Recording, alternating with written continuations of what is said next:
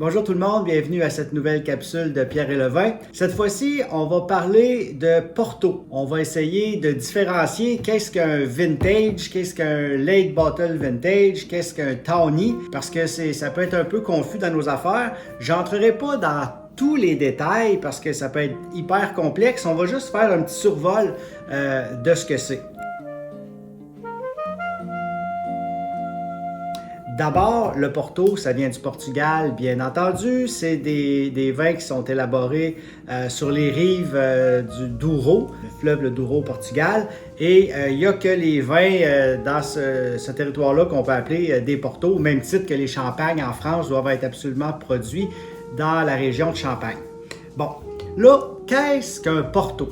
Un Porto, au départ, c'est un vin dans lequel on a introduit de l'eau de vie, de l'alcool fort en fait, pendant la fermentation pour justement stopper cette fermentation-là parce que l'alcool va faire en sorte que les levures ne pourront plus transformer le sucre.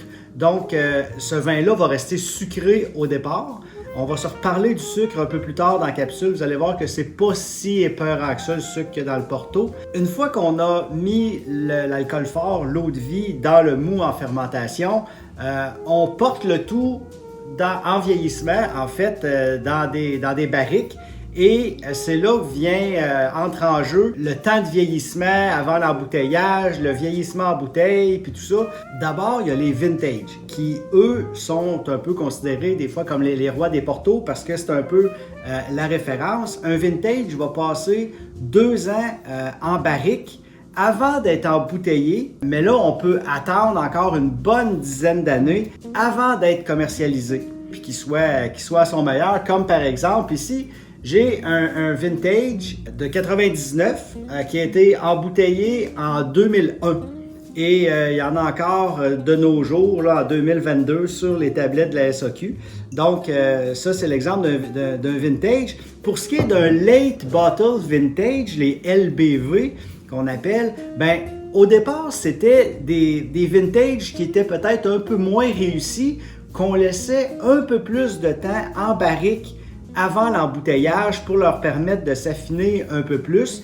Fait que comme c'était des vintages un peu moins réussis, si on veut dire, alors que c'est plus le cas aujourd'hui, ben ça se vendait peut-être un peu moins cher, puis c'était comme plus accessible peut-être au grand public. Donc un late bottle vintage va passer 4 à 6 ans en foudre avant d'être embouteillé, et à ce moment-là, il peut être tout de suite commercialisé. Le plus populaire ou le plus connu probablement, c'est le Taylor Fladgate LBV, qui est un des plus anciens produits de Porto là, qui était disponible à la SAQ. D'ailleurs, si vous regardez le numéro de produit du Late Bottle Vintage de Taylor Fladgate à la SAQ, le numéro de produit ne comporte que 5 chiffres, alors que les nouveaux produits, on est rendu dans les 8 chiffres. Là. Donc, c'est dire que ça fait longtemps que la SAQ a ça sur les tablettes. Puis, c'est pas tellement dispendieux. Là. Un LBV, le Taylor Fladgate, par exemple, va être autour de 21,50$ à peu près. Là. C'est pas si pire. Et le vintage que je vous parlais tout à l'heure, c'est autour de 27$. Fait que c'est pas tellement dispendieux non plus. Et là, on arrive dans l'autre type de Porto qui est le tawny. Qu'est-ce que c'est le tawny? Ben, en fait, c'est un vintage, un Porto, le même type de vin qui, lui, a passé plus de temps en barrique. Donc, il y a une oxydation qui se fait et cette oxydation-là va jouer sur la couleur, va jouer sur le goût. Donc, ça va être un Porto qui va être différent. Et souvent, sur les bouteilles de tawny, vous allez retrouver l'âge, là, un 10 ans, un 20 ans, un 30 ans. Donc, ça va vous donner une indication sur la qualité ou le vieillissement, si on veut, de ce tawny-là. Vous allez voir, les couleurs sont bien différentes quand on passe d'un LBV, qui est d'un rouge grenat, un gros rouge, à un tawny qui, lui, va être peut-être un peu plus caramélisé, un peu moins opaque. Il y en a qui préfèrent le tawny, d'autres vont préférer le vintage ou le late bottle vintage.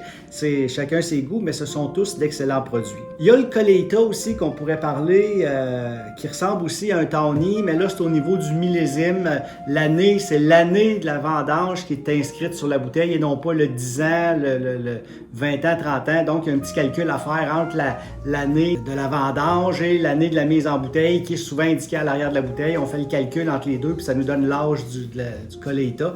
Mais je vous laisse lire là-dessus si ça vous tente. Là, j'aimerais ça qu'on parle du fameux taux de sucre. Parce que là, depuis quelques années, les gens recherchent de plus en plus des vins secs avec 1 gramme de sucre par litre, voire moins pour certains. Mais les gens préfèrent beaucoup les vins très, très, très secs. Alors que dans les années 90, les vins comme le Taylor Flatgate LBV étaient vendus énormément et les gens tripaient sur le Porto. C'était comme je dirais pas de mode, là, mais les gens en buvaient beaucoup. Et ça, c'est des vins qui contiennent beaucoup, on dit beaucoup de sucre. Disons, une bouteille comme celle-ci, OK, contient 110 grammes de sucre par litre. Vous allez me dire, oh my God, c'est incroyable quand on pense à un Cabernet Sauvignon que je pourrais voir qu'il y a 1,2 g de sucre par litre, c'est énormément plus de sucre.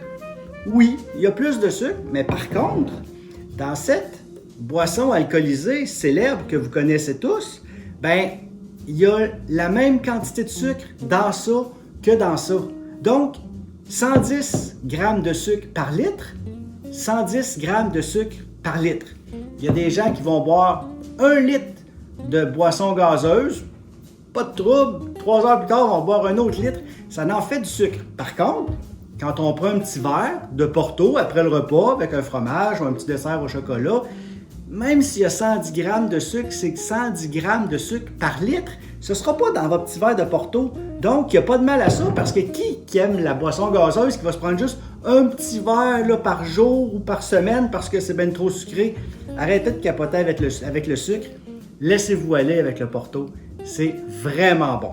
Alors voilà, c'est tout pour cette capsule. J'espère que ça vous a donné un petit peu plus d'informations sur le Porto puis que je vous ai donné le goût d'aller y goûter. Si vous avez aimé ça, je vous demanderai de me faire un petit pouce en l'air ou un petit commentaire. Puis dites-moi c'est lequel votre Porto préféré, tiens, en commentaire. Si je le connais pas, j'irai goûter. Puis à un moment donné, je vous parlerai peut-être du Porto blanc parce que oui, il existe du Porto blanc. Là-dessus, bonne dégustation tout le monde.